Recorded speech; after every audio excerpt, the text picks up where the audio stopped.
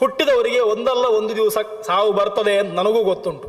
ಅದಕ್ಕೋಸ್ಕರ ಯಾರೂ ಕೂಡ ಅಳಬಾರ್ದು ಅಂತ ನನಗೂ ಗೊತ್ತುಂಟು.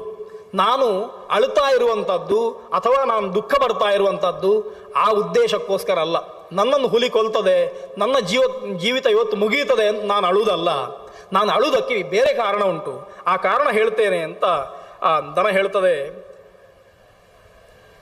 ಅಸ್ತಿಮೇ ಹೃದಯ ಸಂತಾಪ ತಂ ತ್ವಂ ಶ್ರೋತುಮರ್ಹಸಿ ಪ್ರಥಮೇ ವಯಸ್ಸಿ ಪ್ರಾಪ್ತೆ ಪ್ರಸೂತಾಹಂ ಮೃಗಾಧಿಪ ಇಷ್ಟ ಪ್ರಥಮಜಾತಶ್ಚ ಸುತಸ್ತ್ವ ಬಾಲಕ.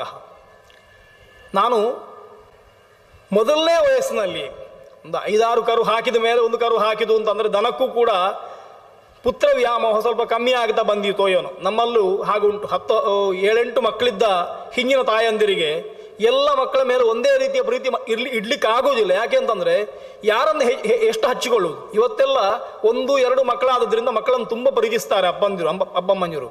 ಹಿಂದೆ 7-8 ಮಕ್ಕಳಿರುವಾಗ ತಂದೆ ತಾಯಿಗಳಿಗೆ ಆಯಾ ಮಕ್ಕಳು ಅವರವರ ಕೆಲಸವನ್ನು ಮಾಡಿಕೊಂಡು ಅವರವರೇ ಉದ್ಧಾರ ಆಗುತ್ತಾರೆ ಹೊರತು ತಂದೆ ತಾಯಿಗಳು ಅವರ ಹಿಂದೆ ಇರುವಂಥ ಕ್ರಮ ಇರಲಿಲ್ಲ. ಎಲ್ಲರನ್ನು ಅವರಷ್ಟಕ್ಕೆ ಬಿಟ್ಟು ಬಿಡ್ತಿದ್ರು. ಪ್ರೀತಿ ಇತ್ತು, ಅಗತ್ಯಕ್ಕಿಂತ ಹೆಚ್ಚು ಪ್ರೀತಿಯನ್ನು ಮಾಡಲಿಕ್ಕೆ ಆಗ್ತಿರಲಿಲ್ಲ. ದನ ಹೇಳ್ತದೆ, ನನಗೆ ಹಾಗಿದ್ರೆ ಒಳ್ಳೆದಿತ್ತೋ ಏನೋ. ಆದರೆ ಏನಾಗಿದೆ ಅಂತಂದರೆ ಇದು ಮೊದಲನೇ ಕರು, ಹಾಗಾಗಿ ತುಂಬ ಪ್ರೀತಿ ಉಂಟು ಅದರ ಮೇಲೆ. ಅದು ಮತ್ತೆ ಹಾಕಿ ತುಂಬ ದಿವಸ ಆಗಲಿಲ್ಲ. ಹಾಗಾಗಿ ಸಣ್ಣ ಕರು ಆದ್ರಿಂದ ಆ ಕರುವನ್ನು ಬಿಡ್ಲಿಕ್ಕೆ ಆಗುವುದಿಲ್ಲ.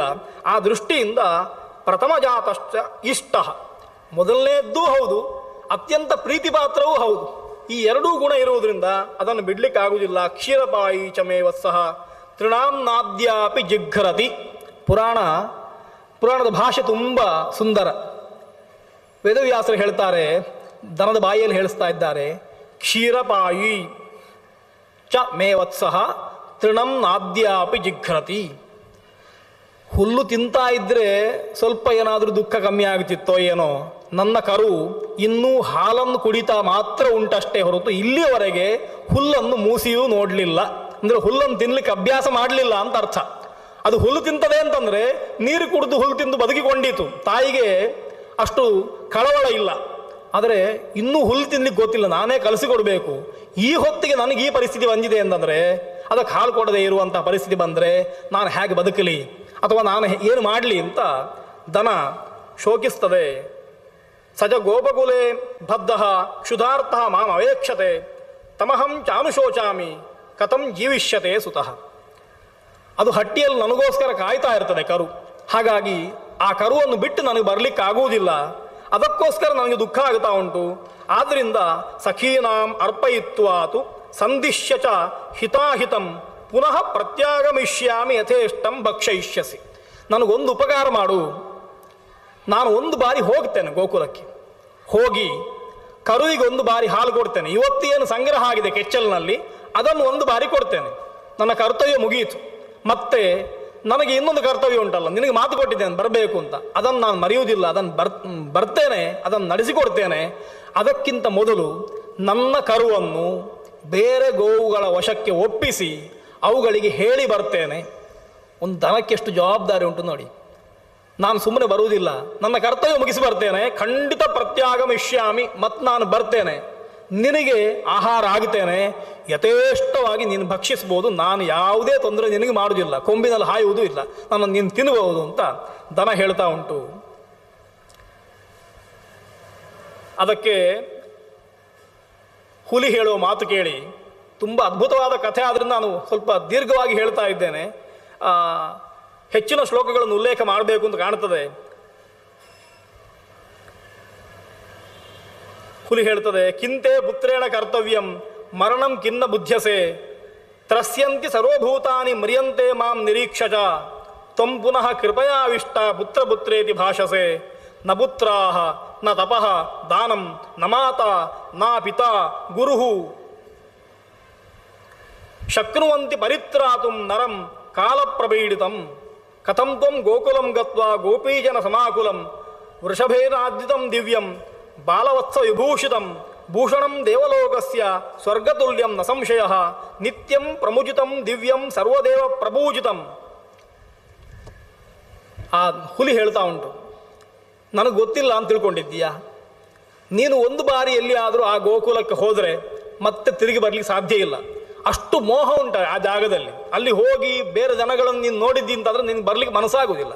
ಮಗುವಿನ ಮುಖ ನೋಡಿದ್ದಿ ಅಂದರೆ ಬರಲಿಕ್ಕೆ ಮನಸ್ಸಾಗುವುದಿಲ್ಲ. ಮತ್ತು ಒಂದು ತಿಳ್ಕೋ, ಎಲ್ಲ ಕೂಡ ಬಾಯಲ್ಲಿ ಹೇಳಲಿಕ್ಕೆ ಮಾತ್ರ, ಅನುಷ್ಠಾನ ಮಾಡುವಾಗ ಎಲ್ಲವೂ ಬೇಡ ಅಂತ ಕಾಣ್ತದೆ. ಎಲ್ಲ ಉಪದೇಶ ಮಾಡ್ಬೋದು, ಹಾಗಿರಬೇಕು ಹೀಗಿರಬೇಕು ಅಂತ. ಆದರೆ ನಿಮಗೆ ಆ ಹೊತ್ತು ಬಂದಾಗ ನಿಮಗೆ ಅದು ತಡ್ಕೊಳ್ಳಿಕ್ಕೆ ಆಗುವುದಿಲ್ಲ ಅಂತ ಹುಲಿ ಹೇಳ್ತಾ ಉಂಟು. ಅದು ಪರೀಕ್ಷೆ ಮಾಡ್ತಾ ಉಂಟು ದಾನವನ್ನು. ಅದು ಹೇಳ್ತದೆ, ಆ ಹೊತ್ತಿಗೆ ಯಾರು ಬರುವುದಿಲ್ಲ. ನಪುತ್ರಾಹ, ಮಕ್ಕಳಿದ್ದಾರೆ ಅಂತಂದರೆ ನಿನಗೆ ಸಾವು ಬರುವಾಗ ನೀನು ಮರಣಶೈಲಿದ್ದಿಂತಂದರೆ ಮಕ್ಕಳಿದ್ರೂ ನಿನಗೆ ಏನೂ ಪ್ರಯೋಜನಕ್ಕೆ ಬರುವುದಿಲ್ಲ. ನ ತಪಃ ದಾನಂ, ನಾನು ಅಷ್ಟು ತಪಸ್ ಮಾಡಿದ್ದೇನೆ, ನಾನು ಅಷ್ಟು ದಾನ ಕೊಟ್ಟಿದ್ದೇನೆ, ಯಾರೂ ಬರುವುದಿಲ್ಲ. ನ ಮಾತಾ, ತಾಯಿ, ತಂದೆ, ಗುರು ಶಕ್ನುವಂತು ಪರಿತ್ರಾತುಂ ಕಾಲಪ್ರಬೀಡಿತಂ ನರಂ. ಯಾರಿಗೆ ಕಾಲ ಪಾಶ ಹಾಕಿ ಎಳಿತಾ ಇದ್ದಾನೋ ಅವನನ್ನು ತಪ್ಪಿಸಲಿಕ್ಕೆ ಕಾಲದ ಹತ್ರ ಮತ್ತೆ ಮಧ್ಯವರ್ತಿಗಳಾಗಿ ರಾಜಿ ಪಂಚಾಯತಿಗೆ ಮಾಡಲಿಕ್ಕೆ ಯಾರಿಗೂ ಸಾಧ್ಯ ಇಲ್ಲ. ಹಾಗಾಗಿ ನೀನು ಎಲ್ಲಿಗೆ ಹೋದರೂ ಕೂಡ ಬದುಕಲಿಕ್ಕಾಗ್ತದೆ ಅಂತ ಎಣಿಸಿಕೊಳ್ಬೇಡ ಅಂತ. ಅದು ಮತ್ತು ಎಣಿಸ್ತಾ ಉಂಟು, ದನ ಬದುಕಲಿಕ್ಕೆ ನೋಡ್ತಾ ಉಂಟು ಅಂತ. ಹಾಗಲ್ಲ, ಅದು ಹೇಳ್ತದೆ, ಬದುಕುವ ಆಸೆ ಇದ್ದರೆ ಬೇರೆ ಯಾರನ್ನು ಆಶ್ರಯಿಸಬೇಡ. ಯಾಕೆಂದರೆ ಮರಣ ಎನ್ನುವಂಥದ್ದು ಒಮ್ಮೆ ಬಂದರೆ ಅದರಿಂದ ತಪ್ಪಿಸಿಕೊಳ್ಳಿಕ್ಕೆ ಸಾಧ್ಯ ಆಗುವುದಿಲ್ಲ. ಅದಕ್ಕೋಸ್ಕರ ಒಮ್ಮೆ ನೀನು ಗೋಕುಲಕ್ಕೆ ಹೋದಿ ಅಂತಂದರೆ ಮತ್ತೆ ನೀನು ತಿರುಗಿ ಬರುವುದಿಲ್ಲ. ಅದು ನನಗೆ ವಿಶ್ವಾಸ ಉಂಟು, ಅದಕ್ಕೋಸ್ಕರ ಹೋಗಬೇಡ ಅಂತ. ಯಾಕೆ ಅಂತಂದರೆ ಹಾಗೆ ಹೇಳುವ ಸಂದರ್ಭದಲ್ಲಿ ಹುಲಿ ಗೋಕುಲವನ್ನು ಪ್ರಶಂಸೆ ಮಾಡ್ತದೆ. ಯತ್ ಪವಿತ್ರಂ ಪವಿತ್ರಾಣಾಂ ಮಂಗಲಾನಾಂಚ ಮಂಗಲಂ, ಯತ್ ತೀರ್ಥಂ ಸರ್ವತೀರ್ಥಾನಾಂ ಧನ್ಯಾನಾಂ ಧನ್ಯಮುತ್ತಮಂ.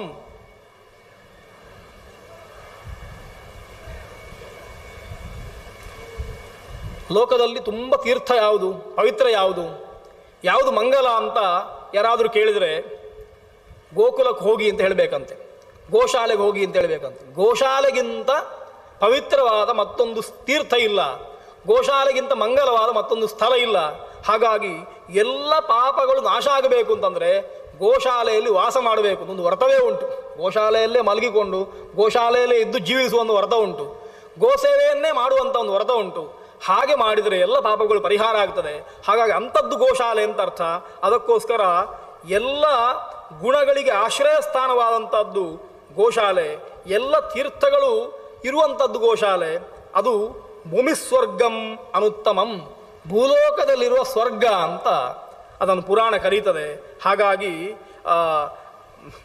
ಗೋಶಾಲೆ ಅದು ಅದ್ಭುತವಾದ ಸ್ಥಳ. ಅಲ್ಲಿಗೆ ಹೋದರೆ ನೀನು ತಿರುಗಿ ಬರುವುದಿಲ್ಲ. ಮತ್ತೆ ಗೋಪಿ ಮಂಥನ ಶಬ್ದೇನ ಬಾಲವತ್ಸ ರವೇಣ ಚ ಗವಾಂ ಹುಂಕಾರ ಶಬ್ದೇನ ಅಲಕ್ಷ್ಮೀ ಪ್ರತಿಹನ್ಯತೆ.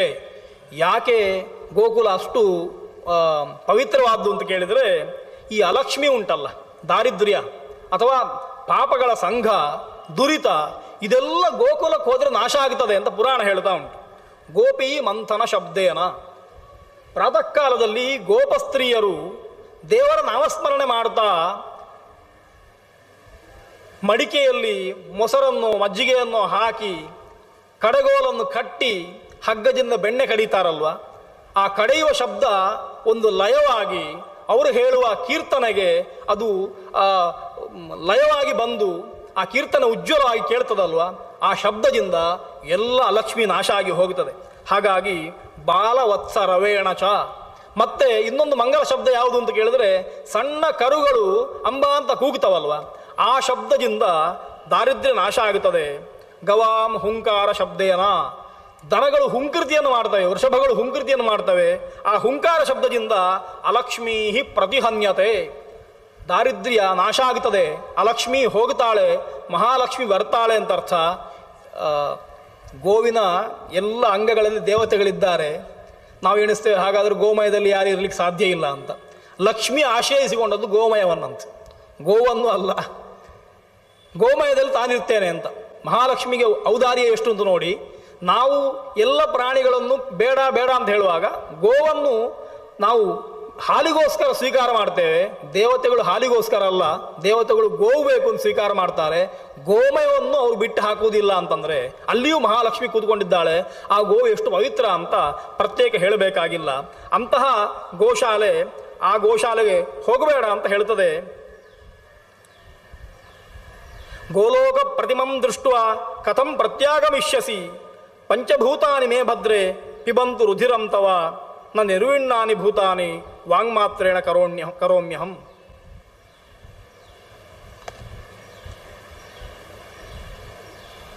ಹಾಗಾಗಿ ನೀನು ಮತ್ತೆ ತಿರುಗಿ ಹೋಗಬೇಡ, ತಿರುಗಿ ಹೋದರೆ ನೀನು ಬರುವುದಿಲ್ಲ ಅಂತ ಅದು ಹುಲಿ ಹೇಳುವಂಥದ್ದು. ಹೀಗೆ ಹುಲಿ ಹೇಳಿ ಕೊನೆಗೆ ಆಯಿತು, ಒಂದು ಕರುಣೆ ಬರ್ತದೆ, ನೀನು ಹೋಗಬೇಕು ಅಂತ ಉಂಟಲ್ವಾ, ನೀನು ಹೋಗು ಅಂತ ಕಳಿಸ್ತದೆ. ಹೋಗಿ ಬಾ ಅಂತ. ದನ ನಾನು ಹೋಗಿಯೇ ಹೋಗುತ್ತೇನೆ ಅಂತ ಹೇಳುವುದನ್ನು ಕೇಳಿ ಕಳಿಸ್ತದೆ. ದನ ಬರ್ತದೆ ಗೋಶಾಲೆಗೆ, ಬಂದು ಕರುವನ್ನು ಮುದ್ದಿಸ್ತದೆ. ಪುರಾಣ ಹೇಳ್ತದೆ, ವತ್ಸಂ ಆಲಿಖ್ಯ ಮೂರ್ಧನಿ ತಸ್ಯೇಚ್ಛಾಮಿ ಸ್ತನಂ ದಾತುಂ ಪುತ್ರಸ್ನೇಹ ವಶಂಗತ ಪಾಯಯಿತ್ವಾ ಸ್ತನಂ ವತ್ಸಂ ಆಲಿಖ್ಯ ಚ ಮೂರ್ಧನಿ. ಎರಡು ಕೆಲಸ ಮಾಡಿ ಬರಬೇಕು ನನಗೆ. ಒಂದು, ಕರುವಿಗೆ ಹಾಲು ಕೊಡಬೇಕು, ಆಮೇಲೆ ಕರುವಿನ ತಲೆಯನ್ನು ನೆಕ್ಕಿ ಬರಬೇಕು ಅಂತ ಸಣ್ಣ ಆಸೆ ದನಕ್ಕೆ. ಆಯಿತು ಅಂತ ಹುಲಿ ಕಳಿಸ್ತದೆ. ಆ ಮಾತನ್ನು ಕೇಳಿ ಗೋವು ಮತ್ತೆ ಗೋಶಾಲೆಗೆ ಬಂದು ಕರುವಿಗೆ ಹಾಲು ಕೊಟ್ಟು ಅದರ ನೆತ್ತಿಯನ್ನು ನೆಕ್ಕಿ ಅದನ್ನು ಸಾಂತ್ವನಗೊಳಿಸಿ ಕೊನೆಗೆ ಹಿಂತಿರುಗಿ ಬರಬೇಕು ಅಂತ. ಹಿಂತಿರುಗಿ ಬರ್ತೇನೆ ನಾನು ಎಲ್ಲಿಯಾದರೂ ಬರದೇ ಹೋದರೆ, ಗೋವು ಕೆಲವು ಸ್ಪಷ್ಟೀಕರಣಗಳನ್ನು ಕೊಡ್ತದೆ. ಯಾವುದಕ್ಕೆ? ಹುಲಿಗೆ. ನೀನು ಬರುವುದಿಲ್ಲ ಅಂತ ಎಣಿಸ್ಕೊಂಡಿದ್ದೀಯಲ್ವಾ, ನಾನು ಎಲ್ಲಿಯಾದರೂ ಬರದೇ ಹೋದರೆ ನಾನು ಪಾಪಭಾಕ ಆಗ್ತೇನೆ, ನಾನು ಪಾಪಿ ಆಗ್ತೇನೆ. ಯಾಕೆ ಅಂತಂದರೆ ಅದು ಕೊಡುವ ಕಾರಣ, ತೇನ ಪಾಪೇನ ಲಿಪ್ಯೇಹಂ ಯದ್ಯಹಂ ನಾಗಮೇ ಪುನಃ ಸಕೃದ್ದತ್ವಾತು ಯಃ ಕನ್ಯಾಂ ದ್ವಿತೀಯೇ ದಾತುಮಿಚ್ಛತಿ.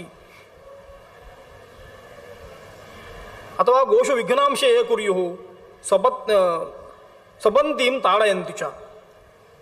ನಾನು ಎಲ್ಲಿಯಾದರೂ ನಿನಗೆ ಮಾತು ಕೊಟ್ಟು ಮಾತು ತಪ್ಪಿದೆ ಅಂತಾದರೆ ನನಗೆ ಪಾಪ ಬರ್ತದೆ. ಯಾವ ಪಾಪ ಅಂತಂದರೆ ಅದು ಕೊಡುವಂತಹ ಪಟ್ಟಿ ನೋಡುವ.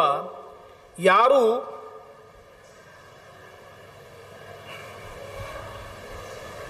ತಂದೆ ತಾಯಿಗಳನ್ನು ದೂಷಣೆ ಮಾಡ್ತಾನೋ,